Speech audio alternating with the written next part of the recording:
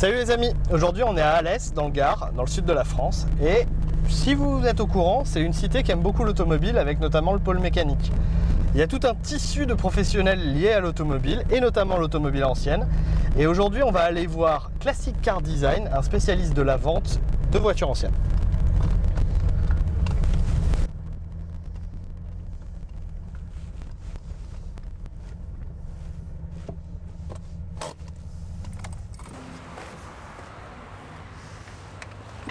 Salut Benjamin. Salut Loïc. Ça va?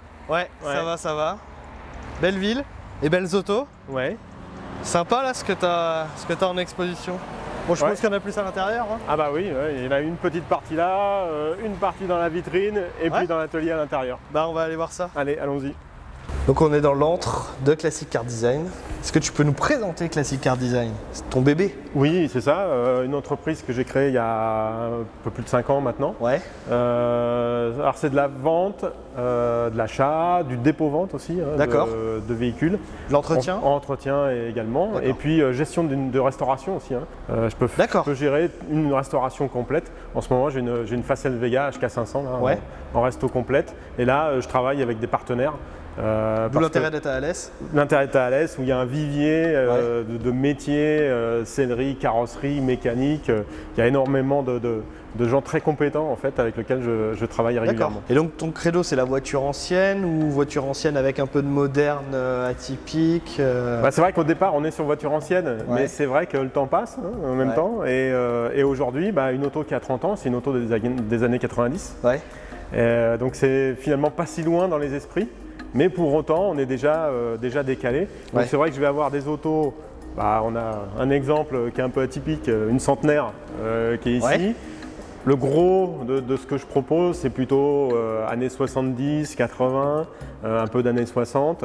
Et puis après, quelquefois, je m'écarte un petit peu. Alors sur de l'auto un petit peu haut de gamme, de la Aston Martin, de la Maserati, des choses comme ça. Où là, la clientèle est la même.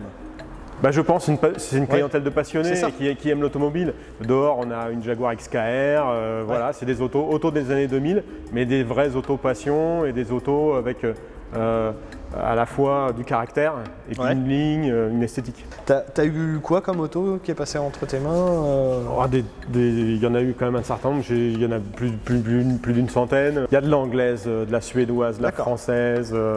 Après, c'est compliqué de faire un listing, mais la Porsche 356, la Triumph Dolomite, donc là, on a la Vespa 400, j'ai eu de la Bentley Continental, voilà.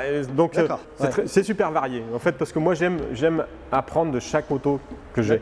Donc j'ai une auto qui rentre, je suis content d'avoir une nouvelle auto. Après, il y a des autos que j'apprécie, où il y a aussi à un moment des autos qui se vendent bien.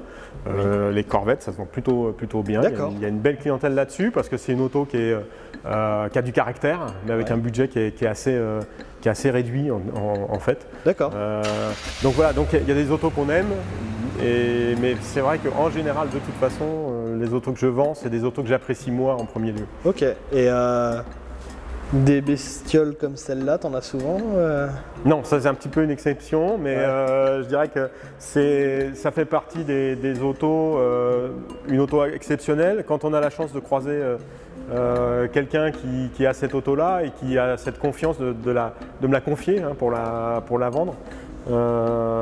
Et il m'a confié d'autres autos en même temps. Et je le remercie de me faire confiance justement, de me proposer à la vente des autos aussi prestigieuses.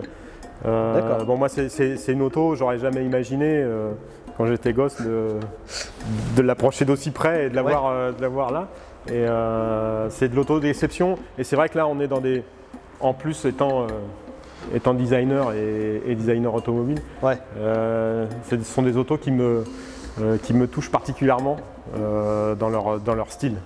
D'accord. Et après, tu as aussi du coup de la populaire, parce que là c'est vrai que on montre une Ford T, une Ferrari.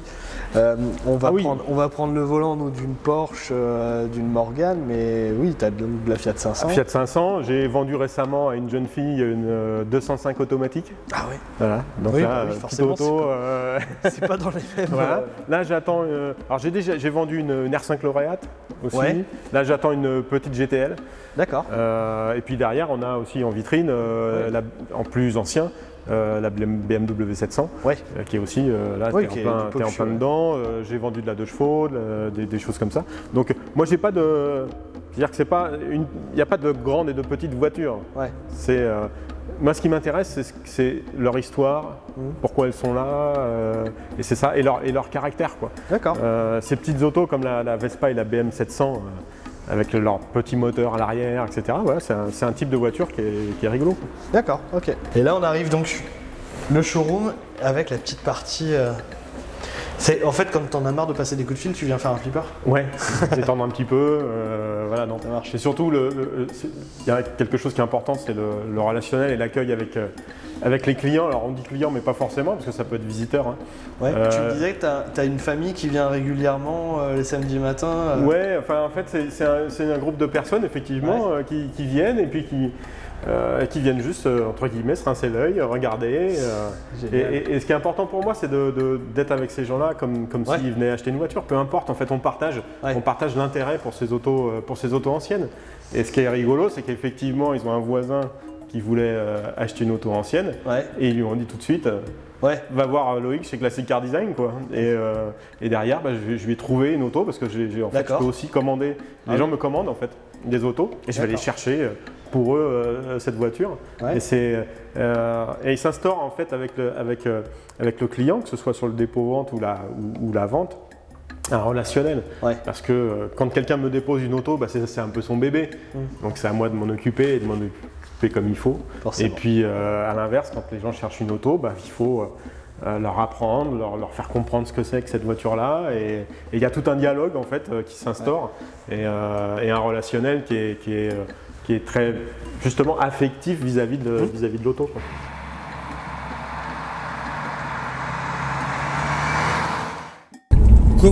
C'est quoi ton parcours avant de créer Classic Car Design? Alors mon parcours, alors avant tout, moi j'ai une formation de designer. Je suis designer industriel au sens large du terme, c'est-à-dire que j'ai conçu tout un tas de produits en tout genre, mais avec toujours cette envie d'être dans l'automobile. J'ai fait une école de design, des ateliers à Paris. Et j'ai commencé mon cursus avec un gros projet auto, avec une maquette échelin à la fin. Et j'ai fini mon cursus avec, pareil, un projet auto. Et là, je suis allé jusqu'à la maquette roulante. Après, j'ai été indépendant. J'ai fait quelques projets aussi automobiles pendant que j'étais indépendant. Ensuite, j'ai croisé la route d'un petit constructeur français, PGO. Et puis là, c'est pas compliqué. On te propose ce que tu as toujours rêvé de faire, être responsable du design d'un petit constructeur automobile. Donc, ça se refuse pas. Et puis là, c'est presque 15 ans à partager la vie d'un petit constructeur automobile, la vie tumultueuse d'un petit constructeur automobile. Donc c'est un vrai bonheur parce que voilà, c'est une vraie aventure. Ce qui m'a amené à créer Classic Car Design, c'est l'envie en fait de plonger dans le monde de l'auto ancienne. Donc moi j'ai toujours eu des autos anciennes, j'ai toujours roulé en auto ancienne.